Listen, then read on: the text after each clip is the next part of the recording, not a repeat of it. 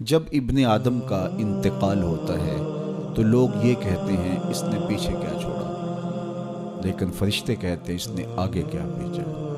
دنیا پہ اس موضوع پہ بات چھڑی ہوتی ہے، اس کی جائیداد کتنی، اس کے بنگلے اور کوٹھیاں کتنی ہیں، اس کا بینک بیلنس کتنے، کتنی فیکٹریاں چھوڑ کے گیا ہے۔ اخبار میں بھی آتا ہے کہ فلاں صاحب فوت ہو گئے اور اپنے ترکے میں یہ چھوڑ گئے، اپنی اولاد میں یہ چھوڑ گئے۔ تو یہاں یہ عنوان چڑھا ہوتا ہے کہ اس نے پیچھے کیا چھوڑا، لیکن فرشتوں کی مجلس کے اندر یہ عنوان چڑھا ہوتا ہے اس نے آگے کیا بھیجا۔ تو ہم نے یہ دیکھنا ہے کہ اس مختصر سی زندگی میں ہم نے آگے کیا بھیجا ہے۔ فرمایا ابن آدم کہتا ہے مالی مالی، میرا مال میرا مال۔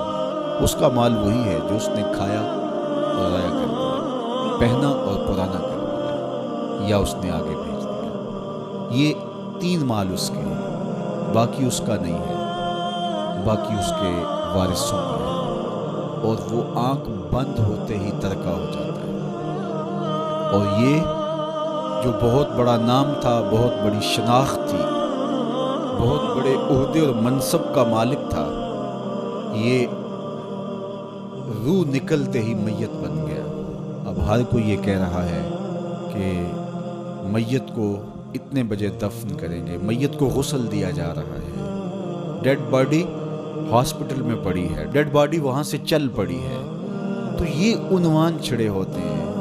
تو اب کوئی نہیں کہتا کہ فلاں منصب دار اس کو غسل دیا جا رہا ہے، کوئی یہ نہیں کہہ رہا کہ فلاں عہدے دار کو جو ہے وہ منتقل کیا جا رہا ہے۔ تو سب سے پہلے اس کی شناخت چھین لی جاتی ہے، اس کا نام چھین لیا جاتا ہے۔ اب وہ میت بن گیا، اب وہ ڈیڈ باڈی بن گئی، اور اب رشتے ناتے، وہ سلسلے کہاں گئے، وہ جائیدادیں، وہ سب کچھ، وہ منصب سارے یہیں رہ گئے۔ یہ تنے خاکی لے کے قبر میں اترنا ہے، اور چند گز کفن لے کے قبر میں اترنا ہے، اور وہ اعمال جو ہم پہلے آگے بھیج چکے ہیں وہ وہاں جا کے ہمیں وصول ہوں گے۔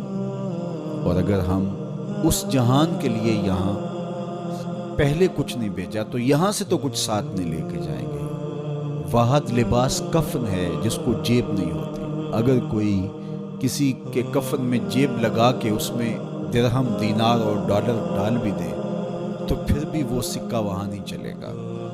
اس کی قبر کے اندر بہت سارے درہم و دینار، سونے اور چاندی کے ڈھیر بھی کوئی ساتھ دفن کر دے تو پھر بھی یہ سکہ قبر میں نہیں چلے گا۔ وہاں اعمال کا سکہ چلتا ہے، وہاں صالحیت کا سکہ چلتا ہے۔ تو یہ ہم یہاں سے جو آگے بھیج چکے ہوتے ہیں وہ ہمیں وہاں جا کے وصول کرنا ہوتا ہے۔ تو میں اور آپ دیکھیں کہ ہم نے آگے کیا بھیجا ہے۔ مجھے پتا ہے میں آگے کیا بھیج چکا ہوں، اور یہ آپ کو بھی پتا ہے کہ ہم آگے کیا بھیج چکے ہیں۔ تو میرے رب کی یہ کرم نوازی ہے کہ حضرت انسان کو تنبیہ کر کے اس کو بتا رہا ہے تاکہ وہ غفلت کے دائرے سے باہر نکلے اور اپنی زندگی کا جائزہ لے۔ تو فرمایا وَلْتَنْظُرْ نَفْسٌ مَا قَدَّمَتْ لِغَدٍ، ہر جان یہ دیکھے اس نے آنے والے کل کے لیے آگے کیا بھیجا ہے۔